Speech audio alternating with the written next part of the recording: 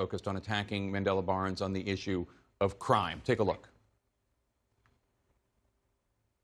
You can't believe anything Mandela Barnes says. Mandela doesn't want to defund the police. But here's Barnes talking about defunding the police. Defunding isn't necessarily as aggressive as a lot of folks paint it.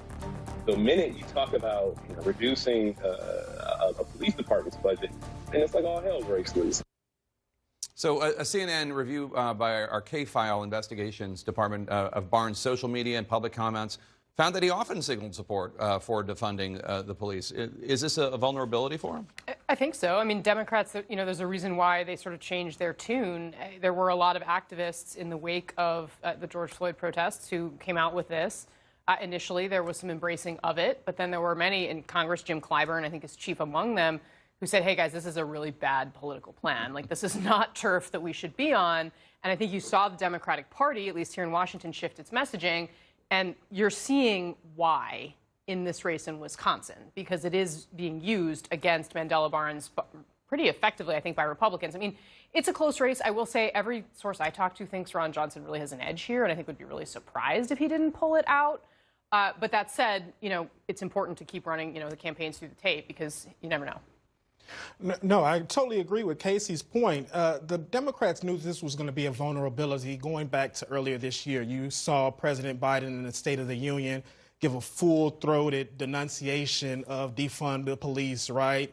What they didn't expect was these reams and reams of videos from the 2020 summer of George Floyd videos that Republicans are turning into campaign ads. And you're seeing that take place in Wisconsin, where Mandela Barnes, his lead has turned into a deficit. You're also seeing it in Pennsylvania, where Fetterman's lead over Oz has been essentially halved as well. Yeah, and on the subject of crime, on the Republican side, Senator Johnson was recorded telling an audience this week that the January 6th attack, which was criminal, was really not that big a deal. Take a listen. To call what happened on January 6th an armed insurrection, I just think is not accurate. You saw the pictures inside the Capitol. I saw them that day. The armed insurrectionists staying through the rope lines in the rotunda. I don't even understand why anybody would be defending this at this point. Oh, well, there's more than 200 Republican candidates running right now who say that they do not believe the last election was legitimate. Some of them even who ran and won in primaries that they refuse to acknowledge as legitimate. So this is clearly something about this is winning with the Republican Party. And overall, 70% of Americans right now have said that they feel America is a democracy in crisis. It is at risk of failure. Now, Republicans and Democrats get at that for different reasons, but that may not be polling as the #1 issue, but it is driving a lot of the activism and energy we're seeing around this midterm election. People staying inside those rope lines is a flat-out lie. Okay, I was there that day. Yeah. I'm sorry, that is not what happened. It's of course a lie, and what's interesting, though, Jonah, is the hypocrisy here, because here you have Ron Johnson doing, seems like a fair hit on Mandela Barnes on the crime issue. Meanwhile, he's also defending criminals. Yeah, Ron Johnson. So I think both of these examples on both sides are a really great cautionary tale about the dangers of being held captive by the bubble of your base. And the sort of, like Ron Johnson, first of all, he frames it as the armed insurrection so you can get around the fact that, like, a lot of these people weren't using guns. They were just using flagpoles or whatever to beat people. And bear spray to beat people up. But Tucker Carlson wants to hear that, right? The very online right Twitter wants to hear that nonsense. And in 2020, the very online left wanted to hear defund the police, even though there was zero polling to support that position.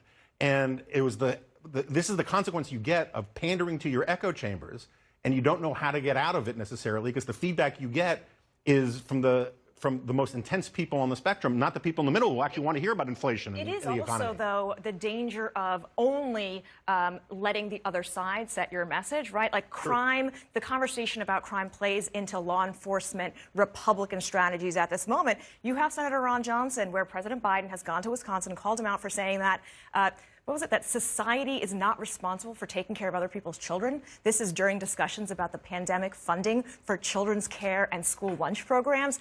He has attacked Social Security, which is a bedrock that typically Republicans and Democrats both agree on for social spending. So that is the advantage that Democrats have if they're able to pivot and talk about what are these economic kitchen table issues. And then meanwhile, on the subject of learning to speak beyond your trying to please the people in your bubble, the Republican Senate nominee in Arizona, Blake Masters, is learning that bubble was great for getting him the nomination, but it's problematic for getting him into the U.S. Senate. And here he is in a debate completely running away from his embrace of Donald Trump's election lies. I think Trump won in 2020. Is Joe Biden the legitimately elected president of the United States? Joe Biden's absolutely the president. I mean, my gosh, have you seen the gas prices lately? Legitimately There's no doubt. legitimately I'm not trying to trick you. He's duly sworn and certified. He's the legitimate president. I mean, he just said in his ad that he thought Trump won, and now he's like, oh, no, Biden's legitimate. Yeah, he also was for a complete abortion ban, and then he took that back, too. I mean, in some ways, I can look at this and say nature is healing, right? You also had Mark Kelly in the same debate kind of running away from Joe Biden about the mess on the border. Both of these guys are realizing that simply having a loyal third or quarter of the electorate in Arizona, which is historically a state where independents in the middle decide these elections, is not a strategy. And so they're both, it's more glaring and weird for Blake Masters. Kelly has stuck with, Kelly has known that and run his campaigns and conducted himself in Washington like all the way along that way. I think it's he's messaged that way. I mean, I think it's a fair hit on him to say he hasn't necessarily voted that way. But my only point is that like Blake Masters or Brian Bolduc in New Hampshire, these guys realize, yeah, you're right. This is a great, the conspiracy stuff is a great way to get the nomination in a crowded field. It gets Trump to sort of back you. But then all of a sudden you're like, holy shnikes, I need more voters. In states that do not actually border any, our border crossings, where is why illegal undocumented immigration polls so high. I mean, look at Wisconsin. They're having a debate right now between whether or not ICE should exist, about who should get deported and how. You have a sheriff who has literally, anytime someone foreign-born comes into his prison system, he immediately reports them to ICE. I mean, doesn't care. Yeah, the mayor of New York City also just announced the citywide emergency because of the that 5% of immigration or immigrant population and how the rest of Wisconsin feels about them, the identity of that, is a pivotal 5% in this election. But I do wonder if embracing conspiracy theories is something that you really can't reverse on in the general election. No, absolutely not. What we're saying Blake Masters do here, I mean, that's a hard pivot that he's trying to pull off here, similar to what we saw Bolduc try to do a couple of times now up in New Hampshire. He pivoted back a couple of times. Yeah, this is a proxy battle again of the 2020 presidential election and maybe the 2024 presidential election, right?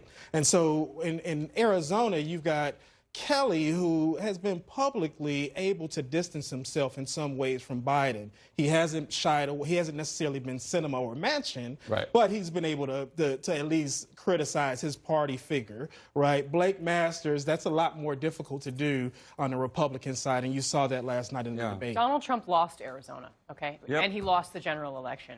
I mean, that's the reality. Thanks, one and all. Appreciate it. And tonight,